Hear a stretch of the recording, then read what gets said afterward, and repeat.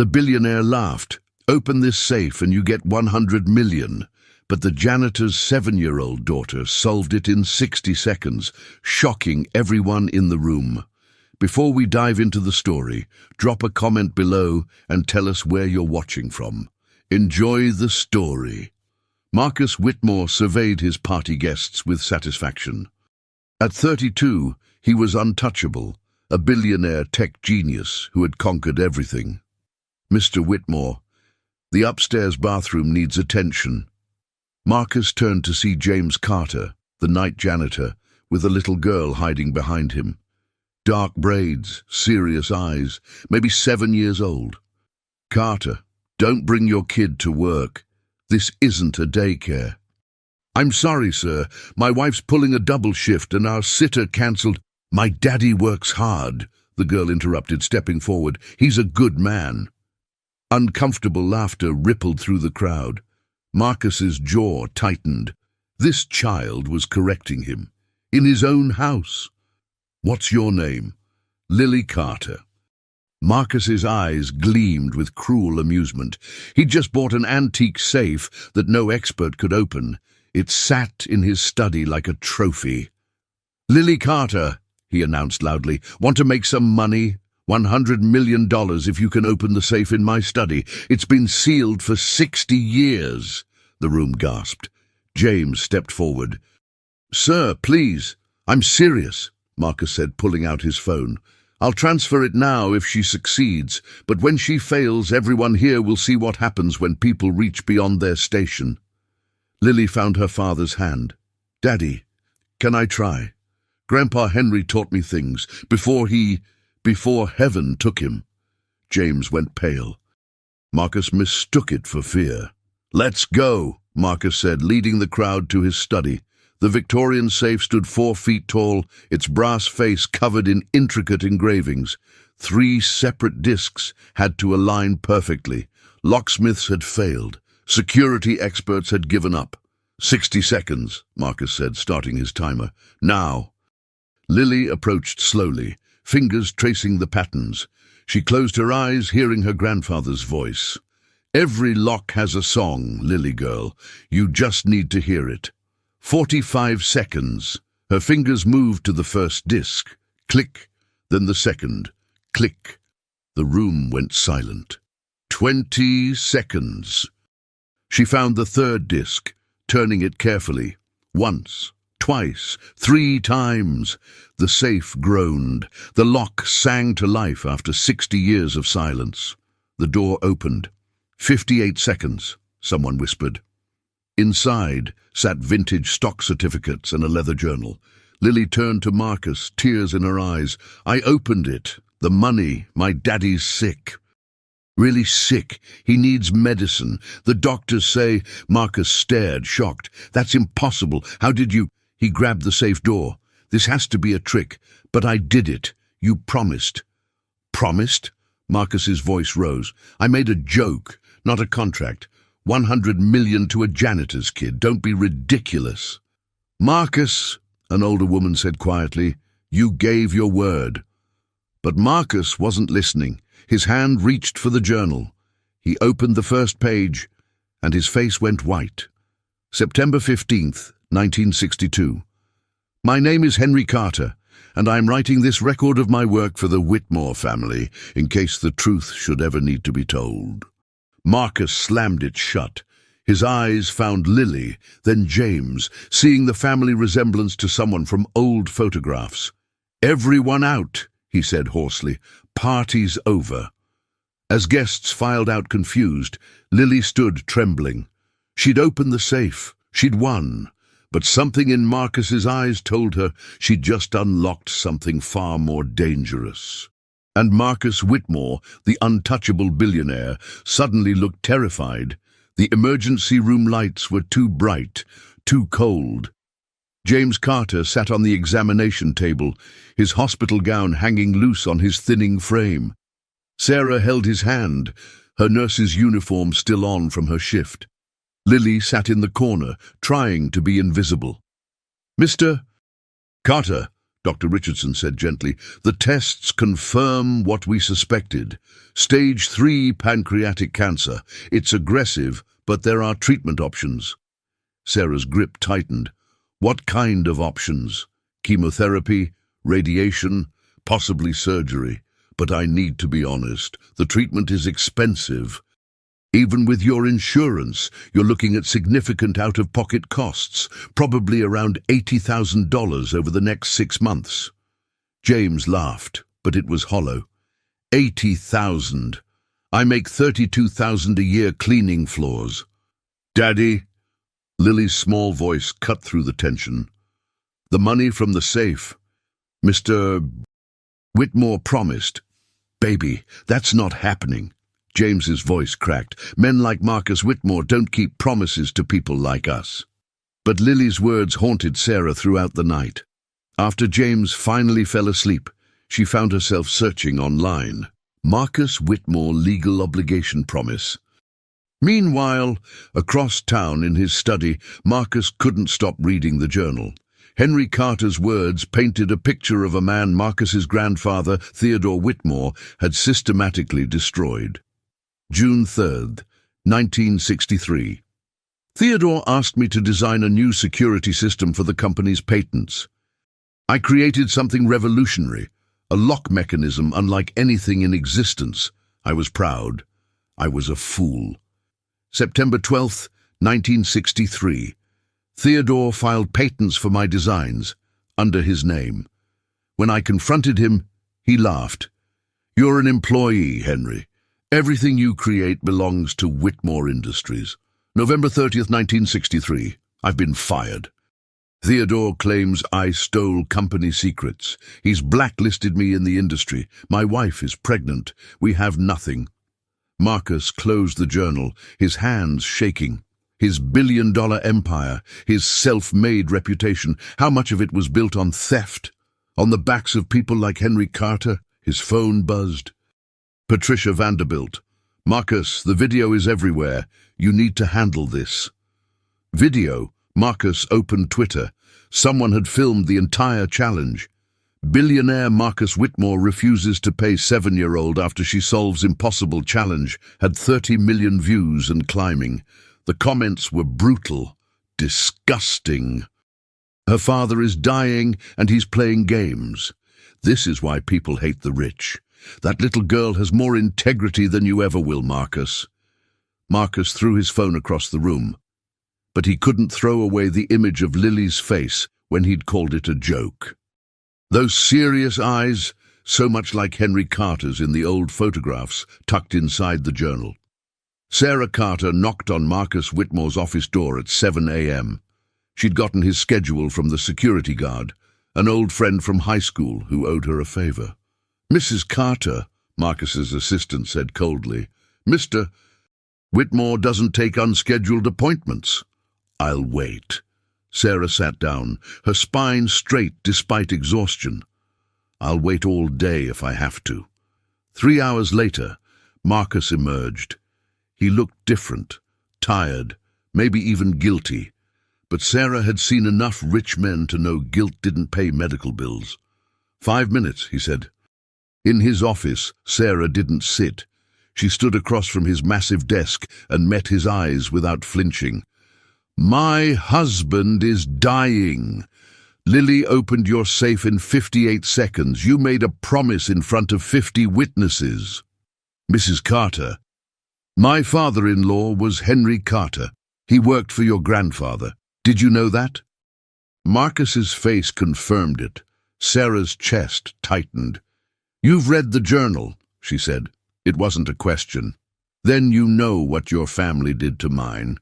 Theodore Whitmore stole Henry's designs, destroyed his reputation, left him with nothing.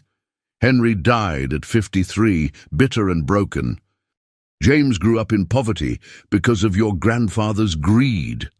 That was 60 years ago. And you just did the same thing to my daughter. Sarah's voice rose, professional composure cracking. You humiliated a 7-year-old, dangled hope in front of a dying man's child, then snatched it away. You're exactly like Theodore. The same cruelty in a younger face. Marcus flinched as if she'd struck him. Sarah leaned forward. "I'm not asking for charity. I'm asking for what you promised. What Lily earned. 100 million? Keep 99. Just give us the 1 million we need for James's treatment. Give my daughter's father a fighting chance. I'll think about it." Think fast. James starts chemo next week without it. Sarah's voice broke. She straightened her shoulders. Without it, Lily loses her father, and she'll grow up knowing that a billionaire thought her daddy's life was worth less than his pride. She walked out without waiting for a response. That afternoon, Marcus drove to a place he hadn't visited in 20 years, his grandfather's old workshop, now converted to storage. He found boxes of Theodore's papers, searching for anything about Henry Carter. He found more than he expected. Letters. Dozens of them. Henry Carter had written to Theodore, begging for credit, for fair payment, for his reputation back. Theodore had saved them all, along with his own notes in the margins. Delusional. Thinks he deserves my success. The hired help forgetting their place. But there was something else. Original design sketches in Henry's handwriting. Security systems, lock mechanisms, the very foundations of Whitmore Industries' early patents, all Henry's work, all stolen. Marcus found a photograph, yellowed with age. Theodore Whitmore standing in front of the new factory, 1964. In the background, barely visible, a thin man in janitorial clothes. Marcus squinted. The resemblance to James Carter was unmistakable. His phone rang, his lawyer. "Marcus, about this viral video. If the Carter family sues, could they win?" "Verbal contract, 50 witnesses, video evidence? Yes, probably. The PR damage alone." Marcus hung up. He looked at Henry Carter's sketch of the Victorian safe, the same one Lily had opened. At the bottom, Henry had written, "For my future grandchildren, may they unlock every door life closes." Henry Carter had built that safe. Theodore had stolen it. And now Henry's granddaughter had been the only one capable of opening it, using skills her grandfather had taught her before dying. The poetry of it made Marcus sick. The GoFundMe appeared overnight. Save James Carter, father of the girl who beat the billionaire. Someone had combined the viral video with James's cancer diagnosis. By morning, it had raised $15,000. Lily sat in her second-grade classroom, unaware of her internet fame, but her teacher, Mrs. Rodriguez, knew. At recess, she pulled Lily aside. "I heard about your daddy, sweetheart. My husband had cancer 3 years ago. It's scary, but there's hope." Lily nodded, trying to be brave. "He starts medicine next week, but Mama says we might lose our apartment because the medicine costs too much money." Mrs. Rodriguez's heart broke. That afternoon, she sent an email to every parent in the school. By Wednesday, the Carter family's mailbox overflowed. Cards from strangers, $20 bills taped to notebook paper, a check for $500 from an elderly woman who wrote, "My grandson died because we couldn't afford treatment. Use this for James. He deserves better than we could give our boy." Sarah cried reading them. James held her, his arms still strong despite the disease eating him from inside. "People are good," he whispered, "even when one bad man tries to convince us otherwise." The local news picked up the story. By Friday, Marcus couldn't go anywhere without seeing James Carter's face on TV, hearing Lily's name, watching that 58-second video play on loop. His board called an emergency meeting. "The stock is down 12%, his CFO said. "Advertisers are pulling contracts. Your personal brand is toxic, Marcus. You need to fix this." "How?" Marcus asked, though he knew the answer. "Pay them. Publicly, make it a charity event. Spin it as, 'I was so impressed by her skill, I want to invest in her future.' Turn the narrative around." Marcus thought about Henry Carter's letters, Theodore's cruel margin notes, Sarah Carter's eyes when she'd said, "You're exactly like Theodore." No, he said quietly. No? The CFO looked stunned. Marcus, this is basic crisis management. I said no. I'm not spinning this. I'm not making it a PR stunt. Marcus stood. If I do this, I do it because it's right, not because it's profitable. He walked out, leaving his board in shocked silence. That night, Marcus sat in his study with Henry Carter's journal and a bottle of whiskey he didn't drink. His phone showed another news alert. Carter family forced to crowdfund life-saving treatment, while billionaire who challenged them remains silent. A message appeared. Patricia Vanderbilt. Marcus, my grandson is 7, same age as Lily Carter. I showed him the video. He asked me why the rich man was mean to the little girl. I didn't have an answer. Do you? Marcus looked at the photograph of Theodore Whitmore, the man everyone said Marcus resembled. Same sharp eyes, same proud jaw, same ruthless ambition. But Theodore Whitmore had died alone, hated by those who knew him, feared by those who worked for him, surrounded by wealth and devoid of love. Marcus thought about Lily Carter's face, the way her father had held her, the community rallying around them with dollar bills and handwritten cards. Theodore had wealth. The Carters had something infinitely more valuable. Marcus picked up his phone and made a call. Dr. Richardson, this is Marcus Whitmore. I need to know the exact cost of James Carter's treatment, every penny, and I need your discretion. The bill arrived at the hospital on Monday morning. James Carter's entire cancer treatment, chemotherapy, radiation, surgery if needed, medications, everything, had been paid in full. There must be a mistake, Sarah told the billing department. No mistake, Mrs. Carter. An anonymous donor covered everything. $120,000. Sarah's knees went weak. Who? Anonymous means anonymous, but someone wanted your husband to live. That same morning, the Carter family's landlord received a check for 12 months' rent. The note said, "From a friend." Lily's school received a donation establishing the Henry Carter Scholarship Fund for underprivileged students interested in engineering. $25,000. The grocery store where Sarah shopped found a prepaid card in the Carter family's name. $5,000. What's happening? Lily asked as her parents cried over the kitchen table, overwhelmed by impossible generosity. Someone believes in us, baby girl, James said, holding his girls close. Someone is helping angels do their work. Marcus watched from a distance. He'd hired private investigators to ensure every base was covered, medical bills, living expenses, educational funds. He'd spent nearly $200,000 in 48 hours. But he couldn't shake the feeling it wasn't enough. The journal sat on his desk, a constant reminder. He'd read it cover to cover 3 times now. Henry Carter wasn't just an employee Theodore had wronged. He was a brilliant inventor, a loving father, a man of integrity destroyed by greed. And Marcus had almost done the same thing to Henry's granddaughter. His assistant knocked. "Mr. Whitmore, there's a girl here to see you. Lily Carter, she's with her father." Marcus's heart raced. "Send them in." Lily walked in holding James's hand. James looked thin, tired, but his eyes were clear. Lily wore her best dress, still worn at the edges but clean and pressed. "Mr. Whitmore," James began, "we heard about the medical bills. We don't know if it was you." "It wasn't," Marcus lied, "but I'm glad someone helped." Lily stepped forward. She held something small, wrapped in tissue paper. "Grandpa Henry made this before he died. Mama said I should give it to you." Marcus unwrapped it carefully. Inside was a small mechanical bird, exquisitely crafted from brass and copper.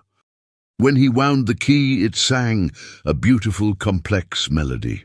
"Grandpa said every Whitmore should have a singing bird," Lily explained. "He said it would remind them that the most beautiful things come from patience and love, not just money." Marcus's throat tightened. "Your grandfather made this for my family.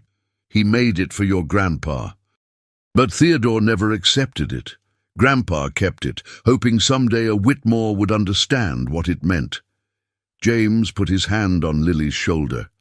We came to say thank you for whatever part you played in our blessings, and to say that we forgive you. Life's too short for hatred. My daddy knew that. Now I know it too. They turned to leave. Marcus's voice stopped them. Wait, the journal. Henry's journal from the safe. You should have it. It's your family's history. Keep it, James said softly. Maybe it'll teach you what it taught my father. That true wealth isn't in what you own. It's in what you give away. After they left, Marcus sat alone with the mechanical bird. He wound it again, listening to its song, a melody created by a man his grandfather had destroyed, offered as a gift to a family that didn't owe him forgiveness. For the first time in his 32 years, Marcus Whitmore cried. Marcus called a press conference. His PR team begged him to reconsider, to let them craft the message, to control the narrative. He refused. The conference room filled with reporters, cameras, the curious public. Marcus stood at the podium, Henry Carter's journal in his hands. My name is Marcus Whitmore. Most of you know me as a billionaire tech entrepreneur. Some of you know me from a viral video where I humiliated a 7-year-old girl. Today, I'm here to tell you something true about myself and about the empire my family built. He opened the journal. In 1962, my grandfather Theodore Whitmore hired a man named Henry Carter. Henry was a watchmaker, a craftsman, a genius with mechanical systems. Theodore asked him to design security systems for Whitmore Industries. Henry created revolutionary lock mechanisms, safety protocols, designs that became the foundation of our company's success. Marcus paused. Theodore stole everything. He filed patents under his name. When Henry objected, Theodore fired him, blacklisted him, destroyed his reputation. Henry Carter died at 53, poor and bitter, watching the company built on his stolen work make my family billions. The room erupted. Questions flew. Marcus raised his hand. Henry's son, James Carter, worked as a janitor at my estate. He's currently fighting cancer. His daughter Lily is the girl from the video. When she opened that safe in 58 seconds, she used skills her grandfather Henry taught her before he died. Skills from the man my grandfather betrayed. Marcus looked directly at the cameras. I challenged Lily as a joke. A cruel power play to embarrass her father in front of my guests. When she succeeded, I refused to pay. I broke my promise. I humiliated a child whose father is dying. A reporter shouted, "What are you going to do about it?" I'm going to do what Theodore Whitmore should have done 60 years ago. I'm establishing the Henry Carter Reparations Fund with $200 million. Half will go directly to James Carter's family. The other half will create scholarships, fund medical treatments, and support families in situations like the Carters. The room went silent. Additionally, Marcus continued, I'm having Whitmore Industries' legal team review every patent Theodore filed between 1962 and 1968. If any of them were based on Henry Carter's designs, ownership will be transferred to the Carter family estate. They deserve credit. They deserve compensation. They deserve what was stolen from them. A reporter asked, Is this about money or conscience? Marcus looked at Henry's journal. My grandfather died with $50 billion and not a single person who truly loved him. James Carter is dying with almost nothing, surrounded by a community that would give him their last dollar. Henry Carter built a mechanical bird as a gift for a man who destroyed him, hoping someday a Whitmore would understand love and patience matter more than wealth. He picked up the brass bird from the podium, winding it. The melody filled the room. This is about finally understanding what truly matters. This is about breaking the cycle of cruelty my family started. This is about a 7-year-old girl who taught a 32-year-old billionaire that promises mean something. That integrity isn't negotiable. that being smart enough to solve an impossible problem means nothing if you're not good enough to honor your word. Marcus looked at the cameras.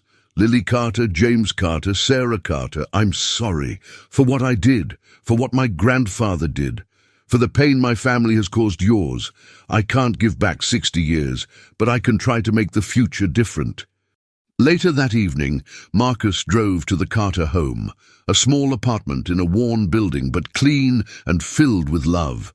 Sarah answered the door, suspicious. I saw the press conference, she said. I meant every word. Money doesn't fix cruelty. I know, but maybe it's a start. Sarah studied him for a long moment.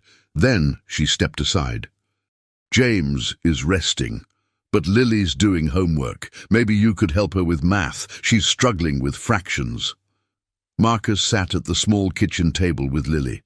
Her math book was worn, pages taped together. She looked at him seriously. Mrs. Rodriguez says fractions are about sharing things fairly, making sure everyone gets their right piece. Your teacher is very wise, Marcus said quietly. They worked on problems together, simple arithmetic that Marcus hadn't thought about in years, breaking wholes into parts, ensuring equal distribution, the fundamentals of fairness. When James emerged from the bedroom, pale but smiling, he found them laughing over a particularly tricky word problem. Mr. Whitmore is funny, Lily announced. He said he was bad at fractions too when he was little. Some of us take longer to learn how to share, Marcus said, looking at James. James nodded slowly. Understanding passed between them, forgiveness earned through action, not words. The beginning of something fragile but real. That night, as Marcus drove home through the city his family had ruled for 3 generations, he felt different, lighter. The mechanical bird sat in his passenger seat, still singing its patient melody. He thought about Henry Carter, creating beauty for someone who'd destroyed him. He thought about Lily, offering forgiveness he didn't deserve. He thought about the possibility that wealth measured in dollars meant nothing compared to wealth measured in character. And for the first time since inheriting his empire, Marcus Whitmore slept without dreams of conquest, power, or revenge. Only the gentle melody of a brass bird, singing about patience, love, and the long journey toward becoming worthy of forgiveness. The Whitmore Industries Board didn't just object to Marcus's reparations fund, they threatened mutiny. $200 million to a janitor's family? Charles Brennan slammed his fist on the conference table. Have you lost your mind? Our shareholders will riot. Let them, Marcus said calmly. You're admitting corporate theft from 60 years ago, the company's lead attorney added. We're opening ourselves to lawsuits from every former employee. The liability could be billions. Good. If we owe them billions, we should pay billions. Victoria Chen, the CFO who'd been with the company for 20 years, spoke quietly. Marcus, I respect what you're trying to do, but you're destroying everything your family built. My family built this on stolen designs and ruined lives. Maybe it deserves to be destroyed. The board voted 8-2 to remove Marcus as CEO. Marcus stood, straightening his tie. Then I'll buy out your shares, every single one of you. Name your price. It took 3 weeks and cost him personally $4 billion, but Marcus emerged as sole owner of Whitmore Industries, beholden to no one. The business press called him insane. Stock analysts predicted bankruptcy within a year. Marcus didn't care. He had Henry Carter's journal, Lily's mechanical bird, and for the first time in his life, a purpose beyond profit. But the consequences came fast. His penthouse apartment, 3 floors of marble and glass overlooking the city, felt empty. Friends who'd once crowded his parties now avoided his calls. Patricia Vanderbilt was one of the few who remained. You're doing the right thing, she told him over coffee, but noble causes don't keep you warm at night. What happens when the money runs out and you're alone? Marcus thought about the Carters' tiny apartment, how Lily's laughter had filled it. How James and Sarah had looked at each other with 30 years of love in their eyes. "Maybe I won't be alone," he said. James Carter's first round of chemotherapy hit him like a freight train. He spent 3 days vomiting, unable to eat. His body rejecting the poison meant to save his life. Lily watched her strong father become fragile. She'd wake at night hearing him sick in the bathroom, hearing her mother's soft comfort, and she'd clutch the stuffed rabbit Grandpa Henry had given her, praying to heaven. "God," she whispered, "please don't take my daddy like you took Grandpa. I know you need good people up there, but we need him down here, please." Marcus started visiting on Thursdays. At first, Sarah was suspicious, but he proved consistent. He'd bring groceries, never fancy, just what they needed. He'd help Lily with homework. He'd sit with James on bad days, saying nothing, just present. "You don't have to do this," James said one Thursday, his voice weak from treatment.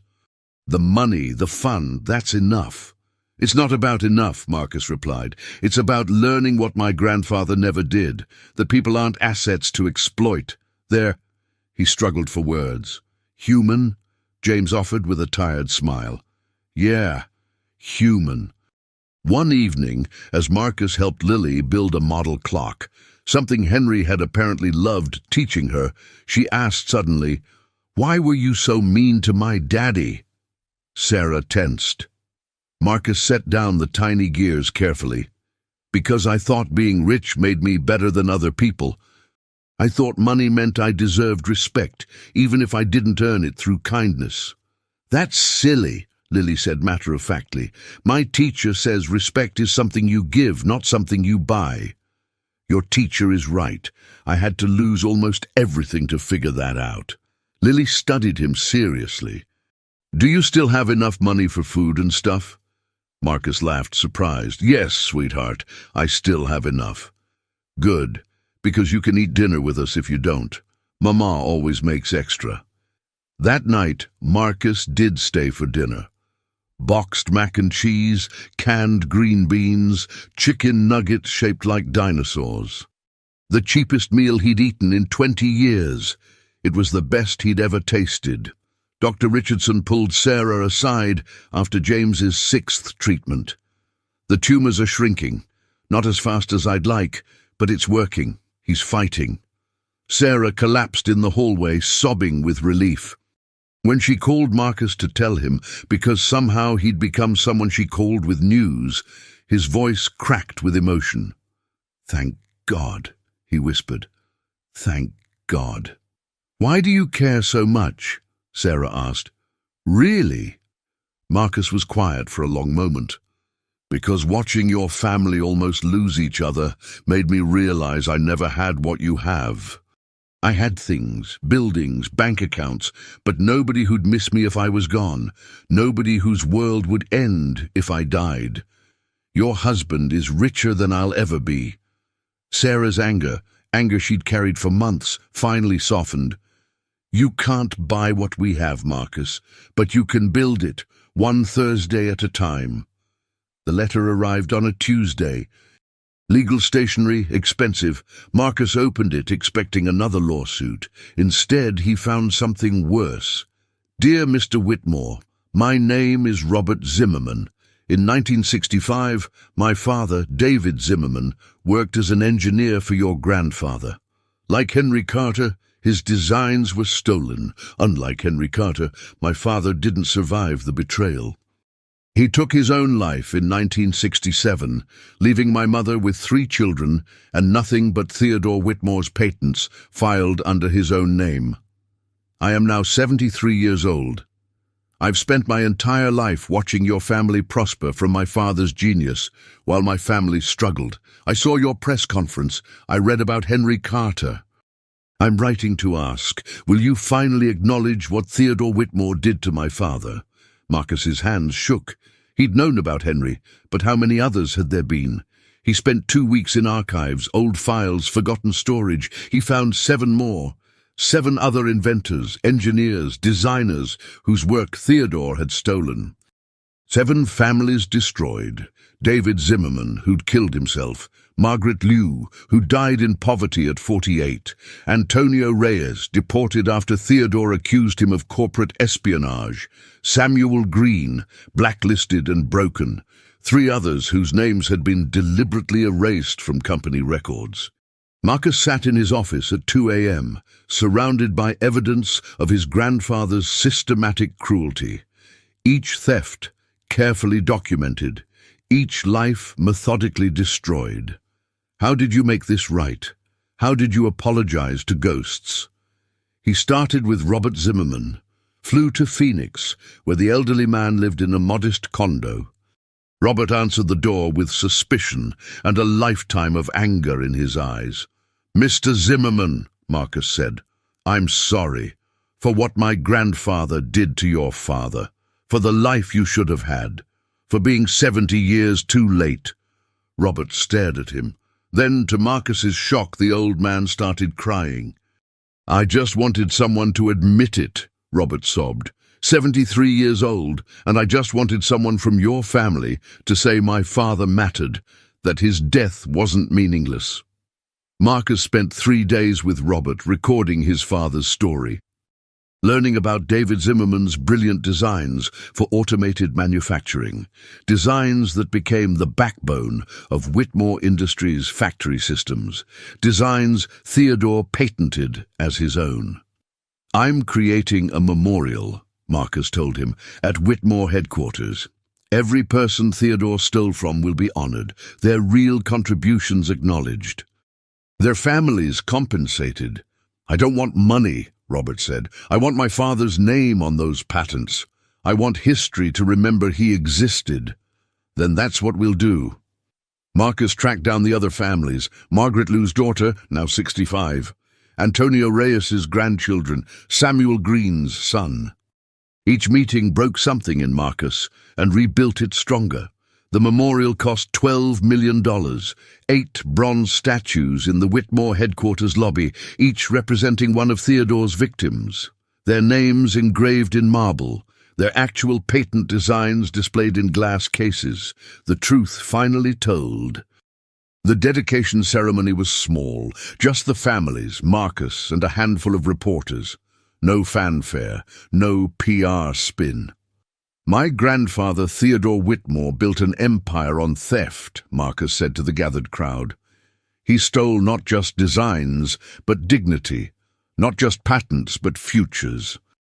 These 8 people, and likely more we haven't found, gave him everything. He gave them nothing but pain." He unveiled the memorial. Robert Zimmerman touched his father's statue with shaking fingers. Margaret Liu's daughter read her mother's name aloud, crying. Antonio Reyes's granddaughter translated for her elderly grandmother, who whispered prayers in Spanish. "This doesn't fix what was broken," Marcus continued, "but maybe it's a start at honoring what should have been honored 60 years ago. I'm sorry. We're all so sorry." After the ceremony, Robert approached Marcus. "You're not like Theodore. I was becoming him. A little girl stopped me just in time." "Then maybe," Robert said softly, "there's hope for the Whitmore name after all." James's surgery was scheduled for November 15th. The tumors had shrunk enough to make removal possible. Not easy, not guaranteed, but possible. The night before, Marcus visited. He found James in the small apartment's living room, looking through old photographs.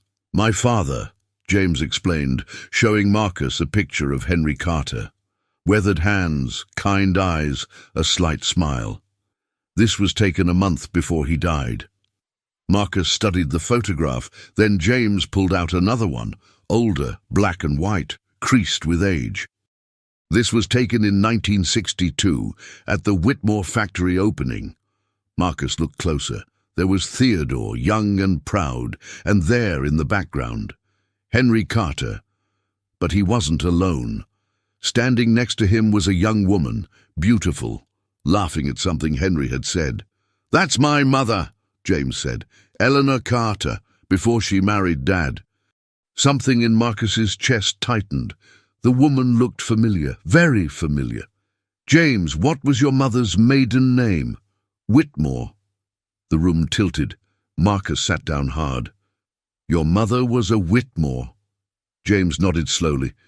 Eleanor Whitmore, Theodore's younger sister. She fell in love with Henry, the hired help. Theodore forbade the marriage, said Henry wasn't good enough for a Whitmore. When they married anyway, Theodore disowned Eleanor completely, cut her off from the family fortune, from her inheritance, from everything. Marcus's mind raced. That's why he destroyed Henry, not just for the patents. Because Henry took his sister away from the family. Theodore told everyone Eleanor had died. James continued, his voice heavy with old grief. She didn't die. She lived until I was 12, loving Henry every single day, never regretting her choice. But she died poor because Theodore made sure Henry could never work again. James pulled out one more photograph. Eleanor Whitmore on her wedding day, radiant in a simple dress, holding Henry Carter's hand. My mother used to say, James, remember, blood doesn't make you family. Love does. Choose love. Always choose love. She chose love over billions, and she never, not once, wished she'd chosen differently. Marcus stared at the photograph, at his great-aunt Eleanor, the woman erased from all Whitmore family records, at Henry Carter, the man who'd won her heart and paid for it with his life's work. That means you're... Marcus couldn't finish. We're cousins, James said. Distant, but yeah, Whitmore blood runs in Lily's veins too. She's as much a Whitmore as you are. Marcus felt like he'd been punched. All this time, he'd been fighting against his own family. Lily wasn't just some janitor's kid. She was a Whitmore, Theodore's great-great-niece. Why didn't you tell me before? Would it have mattered? James asked quietly. Would you have treated us better if you'd known we were related? Or would you have hated us more, the way Theodore hated my father for stealing his sister? Marcus had no answer. He thought about the challenge, the humiliation, the cruelty. He'd done it all to family. Oh God, he whispered, I challenged my own cousin's daughter. I humiliated my own family. No, James said firmly. You challenged a little girl you thought was beneath you. You humiliated someone you saw as lesser. That's what matters, not the blood, the choice. Marcus looked at the photographs spread across the table. The family history he'd never known. Eleanor Whitmore choosing love over money. Henry Carter, creating beauty despite betrayal. James Carter forgiving when he had every right to hate. Choose love, Marcus, James said, echoing his mother's words. It's not too late. It's never too late to choose love. That night, Marcus couldn't sleep. He kept thinking about Eleanor Whitmore, the great-aunt who'd been erased from family history. He went to the old family mansion, now a museum, and searched the archives himself. He found her, a portrait hidden in storage, covered with a sheet. Eleanor Whitmore at 20, her eyes the same serious, determined look Lily had, the same defiant chin, the same quiet strength.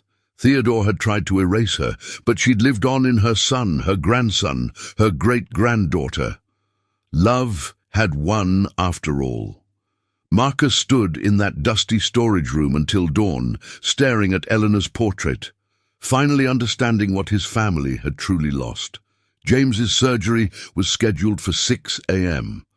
Sarah packed his bag with shaking hands, a change of clothes, his father's pocket watch, a photograph of Lily from her first day of school. I'm scared, she admitted that night, lying next to him in the dark. Me too. What if... Don't. James pulled her close. Don't think about the what-ifs. Think about all the Thursdays still ahead of us. All the school plays, the birthdays, the ordinary, beautiful moments. I love you so much it hurts. Good. Hold on to that hurt. It means we're alive. It means we chose each other every single day for 30 years. That's not nothing, Sarah. That's everything. Lily couldn't sleep. She crept into her parents' room at midnight, clutching her stuffed rabbit. Can I sleep with you? Just tonight? They made room between them. The three of them squeezed into a double bed, holding each other like they could stop time through sheer will.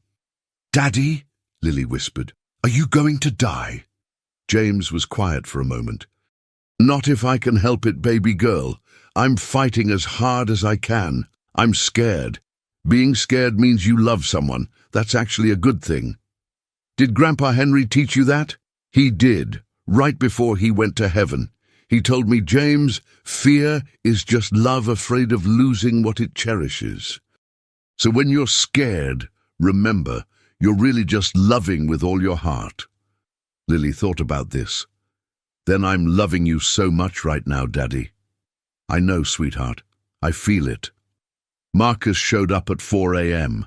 He found Sarah in the hospital parking lot, unable to make herself go inside yet. "I know I'm not family," Marcus started. "Yes, you are," Sarah interrupted. "James told me about Eleanor, about the connection. You're family, Marcus, whether you want to be or not." They walked inside together, found James in pre-op trying to be brave for Lily, who'd refused to leave his side. "Mr. Whitmore!" Lily ran to him, and Marcus found himself lifting her up, holding her tight. "Hey, little genius, how's my favorite safecracker?" "Daddy's having surgery. I'm really, really scared." "Me too," Marcus admitted. "But you know what? Your daddy is the strongest person I've ever met, not because he has big muscles, but because he has a big heart. And people with big hearts, they're fighters." Dr. Richardson appeared. "Mr. Carter, we're ready." The moment stretched, suspended. James kissed Sarah long and deep. He kissed Lily's forehead, whispering something only she could hear. Then he looked at Marcus. "Take care of them when you wake up," Marcus corrected firmly. "You're going to be so sick of me visiting every Thursday. We're family now. You're stuck with me." James smiled weakly.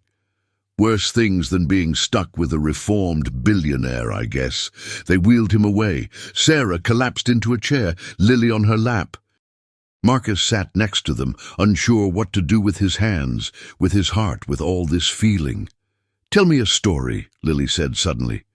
"About Grandpa Henry, please?" Sarah's eyes met Marcus's. She nodded. "I didn't know your Grandpa Henry," Marcus began. "But I know what he made. He made beautiful things. Clocks that kept perfect time, locks that sang when they opened, mechanical birds that made music. But you know what his greatest creation was?" "What?" Lily asked. "Love. He made love so strong it survived 60 years of cruelty. He loved your grandmother Eleanor so much, he gave up everything for her. He loved your father so much he taught him how to fix things. Not just broken machines, but broken hearts. And he loved you so much he taught you his secrets before he went to heaven, because he knew someday you'd use them to save your daddy's life." Lily's eyes filled with tears. "I miss him. I know. But he's still here. In your fingers when you solve complicated problems. In your heart when you forgive people who don't deserve it. In your courage every single day. That's what love does. It makes people immortal." The three of them sat in the waiting room as the sun rose, a fractured family made whole by crisis, by choice, by the slow, patient work of forgiveness. Hours passed. Sarah prayed. Lily slept fitfully. Marcus watched them, thinking about Eleanor Whitmore choosing love over money, Henry Carter choosing integrity over revenge, James Carter choosing forgiveness over hatred. "Choose love," James had said. "Always choose love." At 2:47 p.m., Dr. Richardson emerged. His face was unreadable. Sarah stood, her whole body trembling. Marcus held Lily's hand, the world held its breath, and Dr. Richardson smiled. "He's going to make it. We got it all. James is going to make it." Sarah's legs gave out. Marcus caught her. Lily screamed with joy. And in that sterile hospital waiting room, a family that had been broken by greed and cruelty 60 years ago finally began to heal. But the story wasn't over yet. Because while James Carter fought for his life in surgery, a lawyer in New York was opening a manila envelope that would change everything one final time. Inside was Theodore Whitmore's last will and testament, the real one, hidden for 60 years, and it was about to blow everything wide open. 6 weeks after James's surgery, Marcus received the call that would change everything. "Mr. Whitmore, this is Bernard Hastings from Hastings & Co. Legal. I'm the executor of your grandfather, Theodore Whitmore's estate. I need to see you immediately, and you need to bring James Carter." "James? Why would—" "Just bring him. Trust me." The law office was old Manhattan money, leather chairs, dark wood, portraits of stern-faced lawyers from centuries past. Bernard Hastings was 93, sharp-eyed and visibly shaken. 60 years, he said, placing a manila envelope on the desk. "I've kept this secret for 60 years. Theodore made me swear. But I'm 93 years old, dying of heart failure, and I'll be damned if I meet my maker with this on my conscience." Marcus and James, still weak from surgery but healing, exchanged confused looks. Sarah held James's hand tightly. Hastings opened the envelope with trembling fingers. Inside was a document, yellowed but pristine, dated December 23rd, 1964. "Theodore's real will," Hastings said. "Not the one that was probated. This one." Marcus's heart raced. "What are you talking about?" "Your grandfather came to me 3 months before he died. He was drunk. I'd never seen Theodore drunk. He was crying. Said he'd done terrible things, destroyed good people. Stolen from the one man who'd loved his sister more than money." Hastings looked at James. Henry Carter. Theodore knew what he'd done was evil. He knew Eleanor had chosen true love over wealth and died happy while he died alone. In that moment of clarity, he wrote this. The old lawyer began to read. "I, Theodore Whitmore, being of sound mind though heavy heart, do hereby confess and atone. I stole the work of Henry Carter, ruined his life, and drove my beloved sister Eleanor from our family for loving him. I was wrong. In my arrogance, I destroyed what was beautiful and built an empire on theft and cruelty." Marcus felt sick. James sat perfectly still. Hastings continued, "Therefore I leave 50% of my entire estate, all assets, patents, properties, and future earnings of Whitmore Industries, to Eleanor Whitmore Carter and her descendants in perpetuity. This is not charity, this is restitution. This is what Henry Carter was owed, what Eleanor was owed, what their children and grandchildren are owed." The room went silent. 50%, Sarah whispered. "Of everything?" "Of everything," Hastings confirmed. "At the time of Theodore's death in 1965, that was roughly $50 million. Today, with accumulated assets, stock growth and compound interest over 60 years. He slid a paper across the desk. "Current estimated value, $43 billion. James made a choking sound. Marcus couldn't breathe. "But why wasn't this probated?" Marcus demanded. "Why did we never—" "Because I buried it," Hastings said flatly. "Theodore's business partners came to me the day after his funeral. They knew about the real will. They offered me $5 million to make it disappear, said if Eleanor's line inherited half the company, it would destroy Whitmore Industries. Shareholders would panic, the business would collapse." The old lawyer's eyes filled with tears. "I was 33 years old. $5 million was more money than I'd ever dreamed of. So I took it. I hid the real will, probated the fake one, and let your family steal from the Carters for 60 more years. I've lived with that guilt every day since." Marcus stared at James, his cousin, his family, who should have been a billionaire, who should have grown up in mansions, gone to elite schools, never worried about money for cancer treatment. "James, I'm so sorry," Marcus said hoarsely. "If I'd known—" "You would have what?" James asked quietly.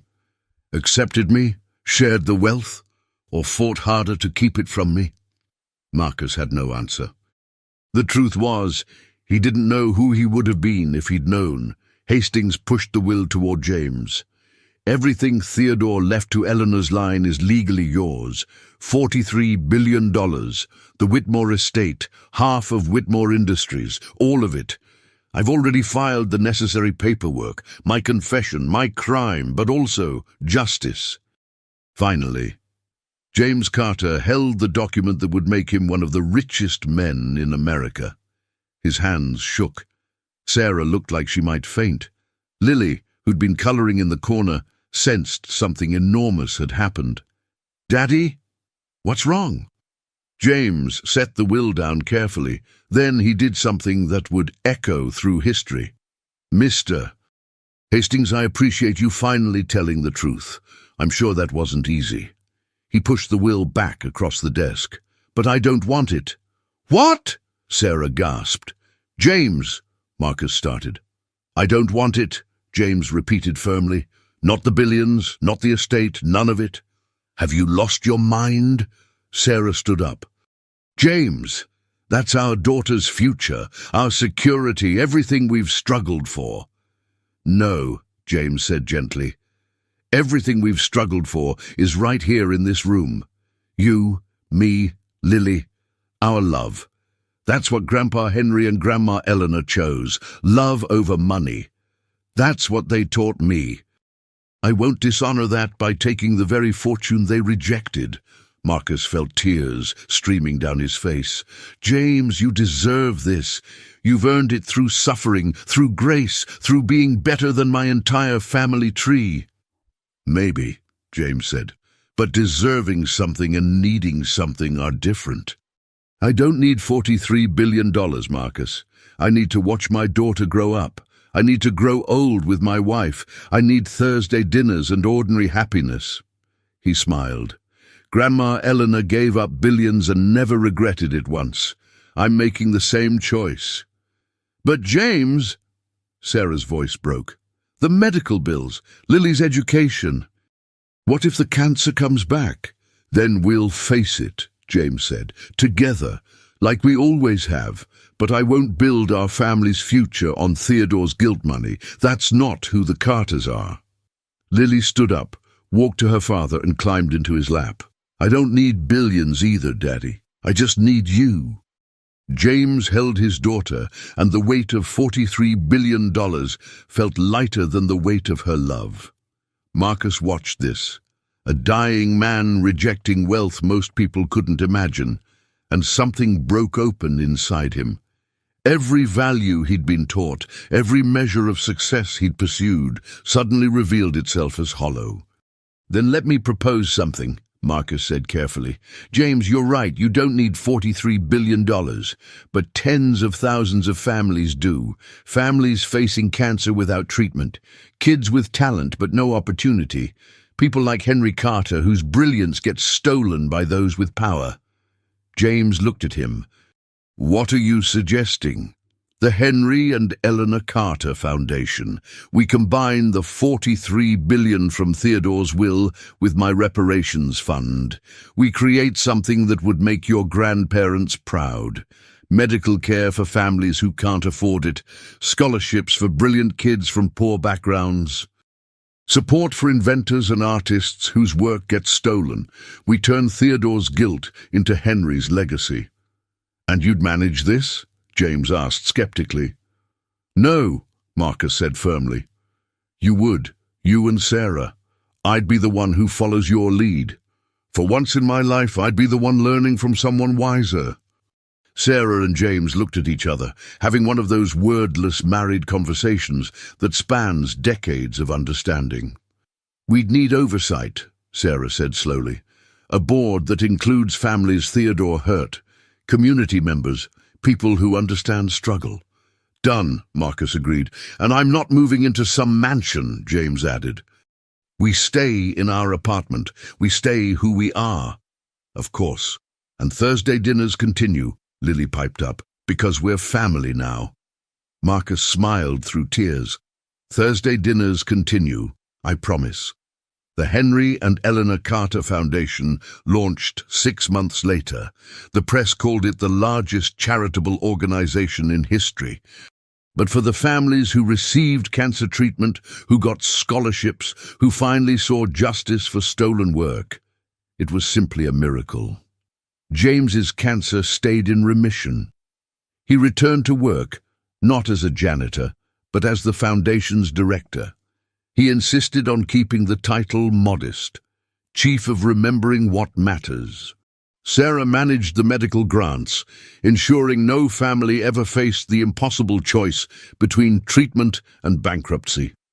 Lily grew up knowing she was a Whitmore and a Carter, but understanding that names mattered less than choices.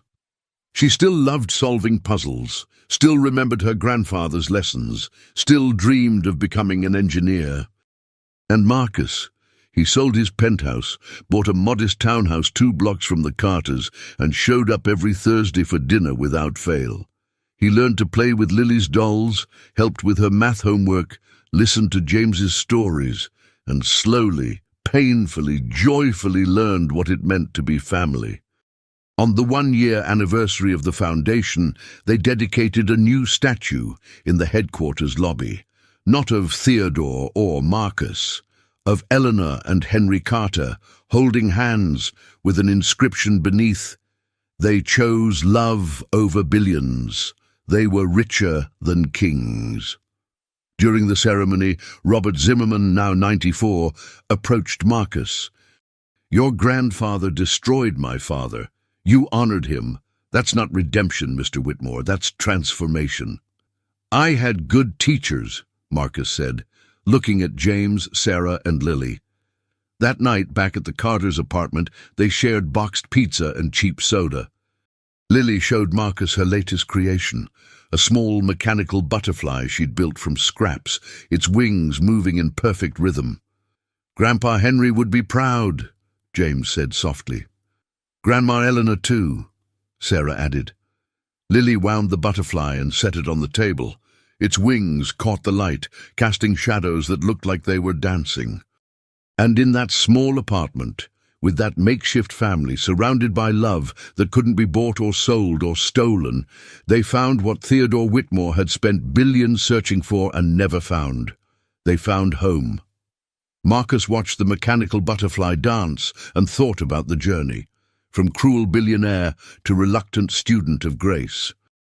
He thought about Henry Carter, creating beauty for a man who destroyed him, about Eleanor Whitmore, choosing a watchmaker over an empire, about James Carter, rejecting $43 billion for something infinitely more valuable. And he thought about Lily, the 7-year-old girl who'd opened an impossible safe in 58 seconds, and in doing so had unlocked something far more important, a human heart that had been sealed shut for 32 years. "Thank you," Marcus said quietly. "For what?" Lily asked. "For teaching me the combination," Lily smiled. "Grandpa Henry always said every lock has a song. You just have to listen. What's the song to a human heart?" Lily thought about it seriously. "Love. The song is always love." And in that moment, Marcus finally understood what his grandfather never did, what all the money in the world could never buy, what Henry Carter had known all along. The greatest treasure isn't what you possess, it's what you're willing to give away. And the richest people aren't those with the biggest bank accounts. They're those who've learned that love, freely given and freely received, is the only currency that truly matters. Outside, the city glittered with artificial light. Inside, a mechanical butterfly danced, its wings moving to a rhythm as old as time itself. The song of love. The song Henry Carter taught his granddaughter. The song that finally, after 60 years and countless heartbreaks, brought 2 fractured families together. The song that promised tomorrow would be different, better, built on grace instead of greed. And that song played on, long into the night, a gentle melody of hope in a world that desperately needed to hear it.